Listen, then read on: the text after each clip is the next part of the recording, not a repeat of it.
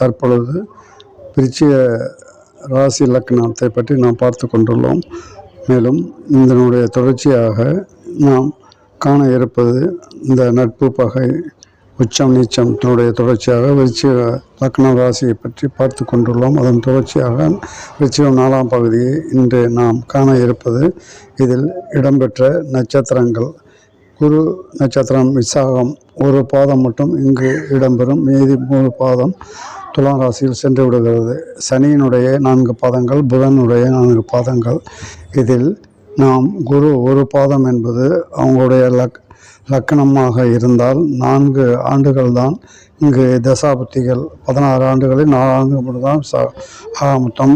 குருவினுடைய விசாகம் 4ஆம் பாதத்தில் பிறந்தால் அவருடைய தசாபுத்தி 4 ஆண்டுகள் மட்டுமே இங்கு இருப்போம். அந்த நட்பு குரு இந்த இடத்தில் பொறுத்தவரையும், செவ்வாயை பொறுத்தவரையும், செவ்வாய்க்கு குருவும் குருவுக்கு செவ்வாயும் இந்த 4 ஆண்டுகள் மட்டுமே நமக்கு நன்மையான பலன்கள் அளிக்கும். அடுத்து வரக்கூடிய சனியினுடைய அனுச நட்சத்திரம். இங்கு சனி பகை. எனவே அதுக்கு அடுத்தபடியாக 3ஆம் இடமும் 4ஆம் இடமும் அதே சனியினுடைய வீடு. நாம் பகை பெறுகிறோம். எனவே சனி நமக்கு 19 ஆண்டுகள் அந்த திசையை நடத்தும் பொழுது நமக்கு நன்மையான பலன்களை அளிக்கப் போவதில்லை. அதுக்கு அடுத்தபடியாக கேட்டை நட்சத்திரம் 4 பாதங்களில் பிறந்தவர்கள் 17 ஆண்டுகள் புதன் திசை நடைபெறும். இந்த புதனை பொறுத்தவரையிலும் செவ்வாயான மேசத்திலும் விருச்சிகத்திலும் சமமாக இருந்த போதிலும் அந்த புதன் வீட்டில் செவ்வாய் பகை ஏற்படுகிறார். எனவே புதன் என்பவர் செவ்வாயை பொறுத்தவரையிலும் பகைவன் ஆகிறார். அந்த வகையில் பார்க்கும் பொழுது 8ஆம் இடத்து அதிபதி புதனாகவும் லாபாதிபதி புதனாகவும் வருவார். அவர் எந்த வகையில் லாபஸ்தானத்துக்கான செவ்வாய்க்கு நல்ல பலன்களை அளிப்பார் என்பது கேள்விக்குரியே.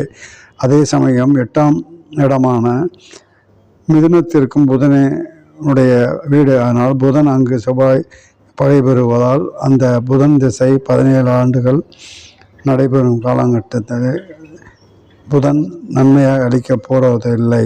அதுக்கு அடுத்தபடியாக இந்த 3 நட்சத்திரத்தை பிறந்தவர்கள் குரு தவிர சனி மற்றும் கேட்டை அனுஷம், சனியினுடைய அனுஷம் கேட்டை பிறந்த நபர்கள் தசாபுத்தி பலன்கள் அடுத்தடுத்து வரக்கூடிய திசைகள் நன்மையான பலன்களை அளிக்கப் போவதில்லை. என்னதான் வேறு லக்கணமாக இருந்தாலும், அதாவது சந்திரனை வைத்தே நீங்கள் அந்த 3 நட்சத்திரத்தை பிறந்தவர்களை வைத்து ராசி மானம் என நீங்கள் கூறிக்கொண்டாலும் லக்கணத்தை வைத்து லக்கணத்தினுடைய ஆராய்ச்சி நாம் இப்பொழுது செல்ல வேண்டாம். லக்கணம் என்பது நாம் பிறந்த நேரம்.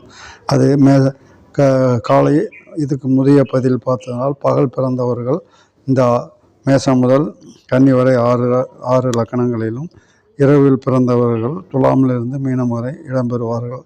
அந்த ஆராய்ச்சிக்கு நாம் செல்ல வேண்டாம்.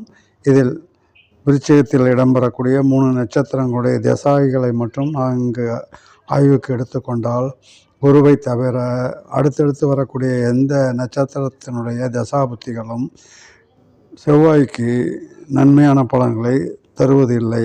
இதனுடைய சூட்சுமங்களை யாரும் விளக்கி கூறுவதும் இல்லை. அதிகமான பொருள் செலவும் நேர செலவும் செய்து அநேக ஜாம்பவான்களும் அநேக இதில் உள்ளவர்களும் இதன் விவரங்களை எடுத்து கூறுவது இல்லை. விதிகளும் விதிவிலக்கும் என்று கூறி லக்னத்திலிருந்து எத்தனாவது இடத்துல இருக்குது, எத்தனாவது இடத்துல இருக்குது, எத்தனாவது பார்வை என சூட்சுமங்களை தான் சொல்லுகிறார்களுடைய அடிப்படையை பற்றி பேசுவது விளக்கி கூறுவதும் இல்லை. இந்த மாதிரி ஒரு சில விளக்கங்கள் நமக்கு கிடைக்காததால் யாம் பெற்ற இன்பம் வையம் பெறவும் யாம் பெறாத சிரமங்கள் வையம் பெறக்கூடாது என்ற நோக்கத்திலே என்னுடைய ஆய்வுகளில் பல படிமானங்களை நான் தாண்டி நான் பொது சேவை அல்லது மற்றவர்களுக்கு வழிகாட்ட வேணும் நோக்கத்தில் இந்த பதிவுகளை நான் வெளியிட்டு கொண்டு உள்ளேன். அதற்கு அடுத்தபடியாக வரக்கூடிய திசை, அதாவது குரு, அடுத்தது சனி, அடுத்தது புதன். இந்த நட்சத்திரத்துக்கு மாதிரி பிறந்த திசைக்கு அடுத்து வரக்கூடியது கேது திசை. 7 வருடம். கேது விருச்சிகத்தை பொறுத்தவரையிலும் செவ்வாயை பொறுத்தவரையிலும் உச்சமாக இருந்த போதிலும் நன்மை தருவார்களா என்றால், இங்கே ராகு கேதுக்கள் மேஷத்தில் செவ்வாயினுடைய இடத்தில் பகை பெறுகிறார்கள். எனவே கேது 7 வருடங்களும் உங்களுக்கு நன்மையை அளிக்கப் போடுவது இல்லை. எனவே நீங்கள் எந்த நட்சத்திரத்தில் பிறந்தீர்களோ அடுத்தடுத்து வரக்கூடிய தசாபுத்திகள் தான் பலன்கள் நடைபெறும் என்று சாக்குப்போக்கு கூறினாலும் அந்த திசைகள் அடுத்தடுத்து வரக்கூடிய திசைகள் உங்களுக்கு ஒரு நன்மை அளிக்கக்கூடிய திசைகளாக வராததால் இந்த விருச்சிக ராசி நபர்கள், இந்த நட்சத்திரத்தில் பிறந்தவர்கள், விசாகம், அனுஷம், கேட்டை பிறந்த நபர்கள் அதிக சிரமத்துக்கு ஆகிறார்கள் என்பது எனது ஆய்வினுடைய ஒரு இது ஆகும். ஆய்வினுடைய அறிக்கை ஆகும். எனவே அதுக்கு அடுத்து வரக்கூடிய சுக்கிரன் ஏதோ நன்மையை அளிக்கலாம். ஏதாவது சுக்கிரன் என்பது 7ஆம் பாவாதிபதி விருச்சிகத்திற்கு மனைவி மூலமாகவோ நீங்கள் எதை செய்யக்கூடிய அனைத்தையுமே மனைவி மூலமாகவோ சுக்கிரன் மூலமாக நீங்கள் செய்தால் நீங்கள் ஓரளவுக்கு சிரமத்திலிருந்து விடுபடலாம் என்பது எனது அபிப்பிராயம். எனவே 6ஆம் பாவாதிபதி விருச்சிகத்துக்கு 6ஆம் பாவாதி நீங்களே செவ்வாயே வருவதால் உங்களுக்கே நீங்கள் பகை வேலை செய்யும் இடத்தில் உடைய சிரமங்கள், பகைகள், நட்புகள் அனைத்துமே உங்களுக்கு ஒரு சிறிது காலத்தில் பிரச்சனைகள் மேல் பிரச்சனை. எனவே 6ஆம் பாவம் ஆக வருகிறது. அதாவது உங்களுக்கு நீங்களே எதிரி என்ற முறையில் விருச்சிக ராசி நபர்களுக்கு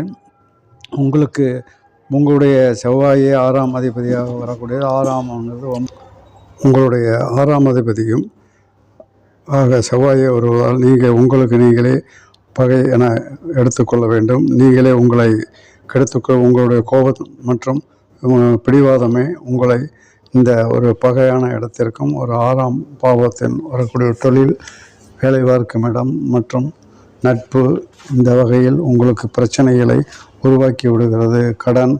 கடன் நோய் இந்த வகையிலும்.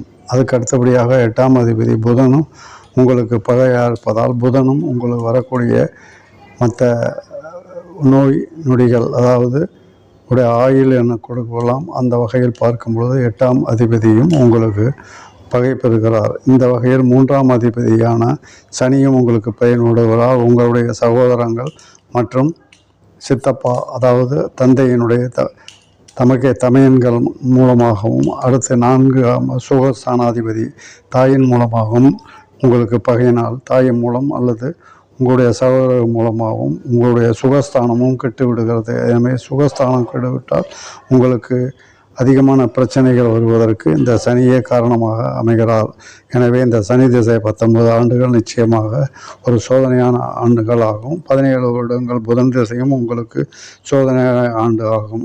மொத்தம் 36 ஆண்டுகள் உங்களுக்கு சோதனையான நாட்களே. மற்றும் மூத்த சகோதரி 11ஆம் இடம் புதனுடைய இடமாக வருவதால் இந்த 11ஆம் இடத்தின் அதிபதி புதன் காரணமாக அங்கு பகை பெறுவதால் செவ்வாய் அந்த வகையிலும் உங்களுக்கு நஷ்டங்கள், கஷ்டங்கள் மூத்த சகோதரர்கள் வகையில் அல்லது ஒரு முதல் மனைவி பிரச்சனைகள் இருந்தால், அதாவது நீங்கள் திருமணம் செய்து கொண்ட நபர் சரியான நபரை திருமணம் செய்து கொண்டால் உங்களுக்கு திருமணம் மூலமாக பிரச்சனைகள் வந்திருந்தால் நீங்கள் ஒரு அடுத்த ஒரு மனைவியை நீங்கள் திருமணம் செய்யும் பொழுது அந்த இடத்திலையும் உங்களுக்கு 2ஆம் தாரம் அல்லது 2வது மனைவி மூலமாகவும் பிரச்சனைகள் வருவதற்கு அதிகமான வாய்ப்புகள் உள்ளது என்பது உண்மை.